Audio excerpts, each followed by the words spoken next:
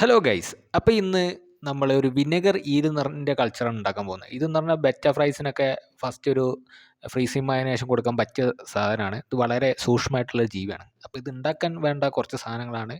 ഒന്ന് ഈ ഒരു കുപ്പി, അതിനുശേഷം കുറച്ച് ആപ്പിൾ പീസാക്കിയത്, പിന്നെ ഒരു സാധനം എന്ന് പറഞ്ഞാൽ ആപ്പിൾ വിനെഗർ എന്ന് പറയും.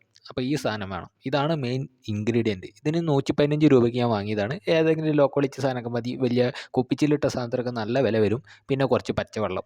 ഇത്രയും സാധനം ഉണ്ടെങ്കിൽ നമുക്ക് സാധനം സെറ്റ് ചെയ്യാം. അപ്പോൾ ഇതൊക്കെ എന്താ ചെയ്യേണ്ടതെന്ന് വെച്ചാൽ, ആദ്യം നമ്മൾ ഈ കുപ്പിയിലോട്ട് നമുക്ക് ഈ ആപ്പിൾ സിഡാർ വിനെഗർ എന്ന് പറഞ്ഞ സാധനം ആഡ് ചെയ്യണം. അപ്പോൾ ഞാൻ ആഡ് ചെയ്യട്ടെ. ഏകദേശം കുപ്പിയുടെ പകുതിയോളം ആപ്പിൾ സിഡാർ വിനെഗർ എടുത്തിട്ടുണ്ട്. ഇനി ഇത്ര തന്നെ നമുക്ക് വാട്ടറും ആഡ് ചെയ്യണം.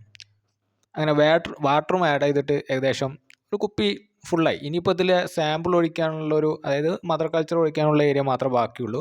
ഞാൻ കുറച്ച് ആപ്പിളും ഇതിലോട്ട് എടുത്തിട്ടുണ്ട്. ഏകദേശം ഒരു എന്താ പറയുക, ഒരു കാൽ ആപ്പിൾ മതി, കൂടുതലൊന്നും വേണ്ട, കുറച്ച് ആപ്പിൾ മതി. പിന്നെ അതിനുശേഷം നമുക്ക് ഇതിലോട്ട് മദർ കൾച്ചർ, ഇതാണ് മദർ കൾച്ചർ, ഇത് ഒഴിക്കണം. അപ്പോൾ ഈ ഒരു സാധനം മദർ കൾച്ചർ ഒഴിച്ച് കണ്ട് ഇത് അടച്ചു വെച്ച് കഴിഞ്ഞാൽ നമുക്ക് ഏകദേശം ഒരു 1-2 കൊല്ലത്തോട്ട് വലിയ പ്രശ്നമില്ലാണ്ട് കിട്ടും. മെയിനായിട്ട് ഇത് ക്രാഷ് ആവാനുള്ള ചാൻസ് എന്ന് പറഞ്ഞാൽ ഈ ആപ്പിൾ സിഡർ വിനെഗറിൻ്റെ എക്സ്പയറി ഡേറ്റ് കഴിയുന്നത് കൊണ്ടാണ്. പിന്നെ ചിലപ്പോൾ ഈ ആപ്പിൾ തീരും. അപ്പോൾ തീരുന്നതനുസരിച്ച് നമ്മൾ ആഡ് ചെയ്ത് കൊടുത്താൽ മാത്രം മതി. പിന്നെ അതേപോലെ ഒരു പേപ്പർ വെച്ച് ഒരു കോട്ടൺ തുണി വെച്ച് റബ്ബർ ബാൻഡ് ഇട്ട് വെച്ചാൽ അത്രയും നല്ലത്. പിന്നെ പ്രത്യേകിച്ച് പണിയൊന്നുമില്ല. പിന്നെ ഇനി നമ്മൾ ഫൈറ്ററിൻ്റെ കുഞ്ഞുങ്ങൾ വിരിഞ്ഞതിന് ശേഷം അതെങ്ങനെ എടുക്കാമെന്ന് കാണിച്ചു തരുന്നുണ്ട്.